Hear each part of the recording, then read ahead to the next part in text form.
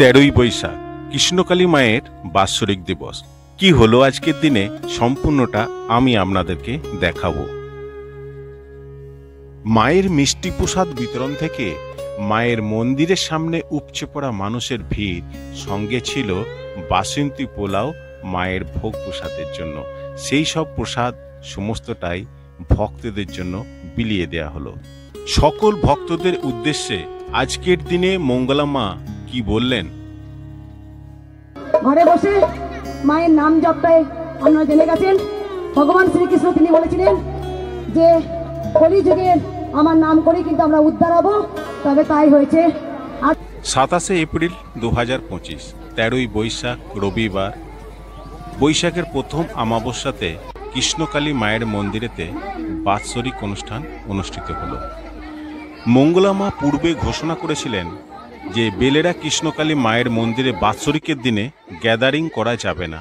যে সকল ভক্তরা আসছেন মাকে দর্শন করুন, মায়ের আশীর্বাদ নিয়ে অন্নভোগ গ্রহণ করে আপনারা মন্দির প্রাঙ্গণ খুব দ্রুত সঙ্গত ত্যাগ করুন। আজকের দিনে কৃষ্ণকালী মাকে দর্শন করা ছিল খুব চাপের। অসংখ্য মানুষের ভিড়, তার মধ্যে থেকেই আমি যতটুকু পেরেছি আপনাদেরকে একটু মায়ের মুখ দর্শন করালাম। পূর্বে মা বলেছিলেন যে বাৎসরিকের দিনে কিন্তু ত্রিশূল ধরবেন না। তো যে সকল ভক্তরা লাইনে দাঁড়িয়ে আছেন, একটুখানি মঙ্গলা মায়ের হাতের ভালোবাসাও পাওয়ার জন্যে অনেক অধীর আগ্রহে কিন্তু অপেক্ষা করছেন। এরই মাঝে মঙ্গলা মায়ের কিন্তু আগমন কৃষ্ণকালী মায়ের মন্দিরে। মায়ের মন্দির চত্বরে একটি অনুষ্ঠান মঞ্চ করা হয়েছিল, যেখানে সকাল থেকে হরি নাম সংকীর্তন ও বাউল গান পরিবেশন করা হচ্ছিল। মঙ্গলা মা এখন কৃষ্ণকালী মাকে রাজবেশ পরিধান করাচ্ছেন। এই দৃশ্যটা আমি খুব সম্ভবত একটুখানি দেখাবার চেষ্টা করছি।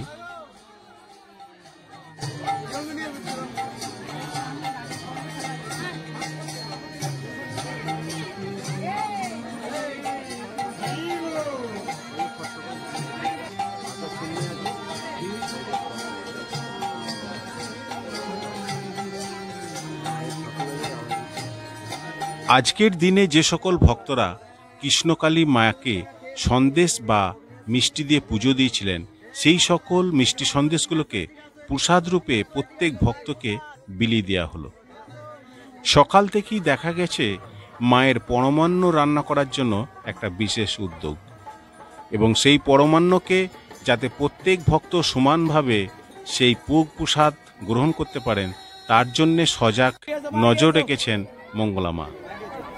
অনেক মানুষ এই অন্নভোগটাকে খিচুড়ি প্রসাদ বলে ব্যঙ্গ করেছেন, কিন্তু আমি আপনাদেরকে দেখিয়ে দিলাম এটা বাসন্তী পোলাও এবং আলু পটলের দম ছিল, এটা খিচুড়ি নয়। পারলে একটু ভালো করে দেখে নিয়ে একটু মুখে দিয়ে দেখুন, স্বাদ আপনিও পাবেন। সব কিছুই ঠিকঠাক চলছিল, হঠাৎ করে ভক্তদের মনে একটা আবেগ তৈরি হয় যে মঙ্গলা মাকে যদি একবার স্টেজে তুলে নাচানো যায় তাহলে কেমন হয়। যেহেতু বাঙালি ভক্ত, তো তাই নাচতে এবং নাচাতে খুব ভালো পারেন। অনেক ভক্তই এই কথাটা মঙ্গলা মাকে বারে বারে অনুরোধ করছিলেন যে মা একটু আপনি স্টেজে চলুন, তাহলে আপনার সঙ্গে আমরা একটু ভালো করে কথাও বলতে পারবো এবং নাচতেও পারবো। তো সেই কথা অনুযায়ী মঙ্গলা মাকে নিয়ে আসা স্টেজের সামনে এবং স্টেজে তুলে দেওয়া হয়। তো স্টেজে উঠে মঙ্গলা মা কী করবে নিজেই বুঝতে পারছিলেন না, কিন্তু ভক্তরা বলছে না মা এবার আপনাকে ছাড়বো না, আপনি এবার কিন্তু নাচুন কানের তালে তালে।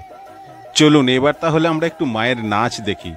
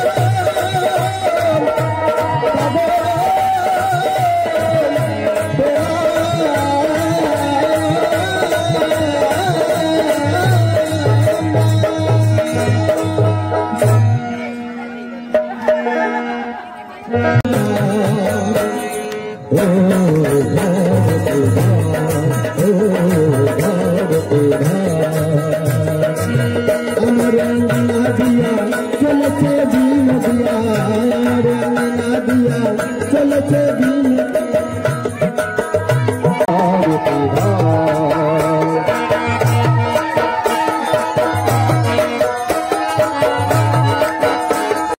চুরি করে পালাচ্ছে বন্ধের ডালে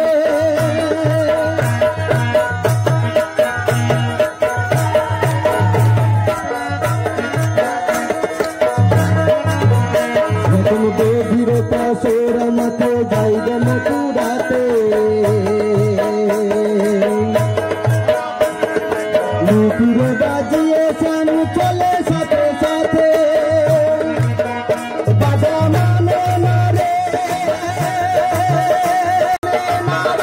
বাধা শোনে না রে ওসে বাঁশির সুরে ডাকে মরে ফুল হারানো তোর ওসে বাঁশির সুরে ডাকে মরে ফুল হারানো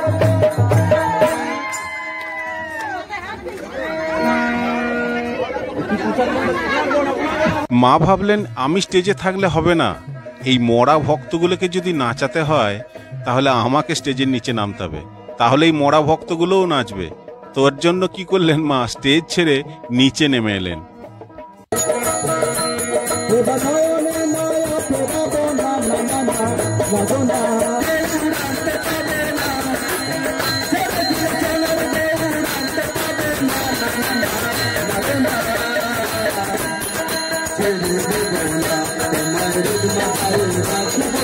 ভক্তদের সঙ্গে নাচ করার পর মঙ্গলামা মন্দিরে যাবার আগে আবার একবার স্টেজে উঠলেন, উঠে ভক্তদের উদ্দেশ্যে কিছু বললেন। চলুন আমরা সেটা শ্রবণ করি।